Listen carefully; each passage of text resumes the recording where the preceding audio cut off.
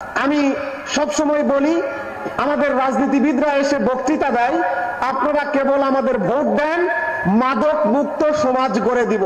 আমার এলাকা ব্যারাগ্রাম, আপনাদেরও বাজার।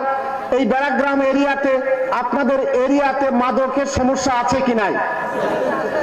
আপনারা মনে করতে পারেন আমি চেয়ারম্যান, মাদক মুক্ত করে ফেলবো, আমি এমপি হয়ে গেলে এলাকা মাদক মুক্ত করে ফেলবো। না, সম্ভব নয়। ততক্ষণ পর্যন্ত সম্ভব নয় যতক্ষণ পর্যন্ত রাষ্ট্র ঠিকঠাক ফাংশন করবে না। আমি জিজ্ঞেস করি ভাইয়েরা, মাদক কি চামরুলে তৈরি হয়? ব্যারাগ্রামে তৈরি হয়? মাদক কোন দিক দিয়ে আসে? ইন্ডিয়া থেকে হিরোইন, গাঁজা, ফেন্সিডিল আসে, মায়ানমার থেকে ইয়াবা আসে। আপনি মায়ানমারের সীমানা খুলে দিয়ে রাখবেন, ভারতের সীমানা খুলে দিয়ে রাখবেন, আর চামরুলে বসে বক্তৃতা দিবেন, আমাকে ভোট দেন আর আমি মাদক মুক্ত সমাজ গড়ব।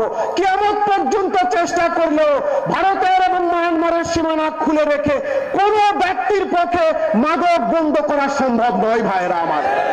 আমরা এমন একটা সরকার গড়তে চাই যে সরকার স্বরাষ্ট্রমন্ত্রী শপথ নেওয়ার পরে বিজিবি প্রধান, পুলিশ প্রধান, সেনাবাহিনী প্রধানকে চিঠি দিবে, যদি কোনো সীমান্ত দিয়ে একটা বোতল ফেন্সিডিল ঢোকে, 1 কেজি গাঁজা ঢোকে, 100 পিস ইয়াবা ঢোকে, আপনাদের চাকরি থাকবে না।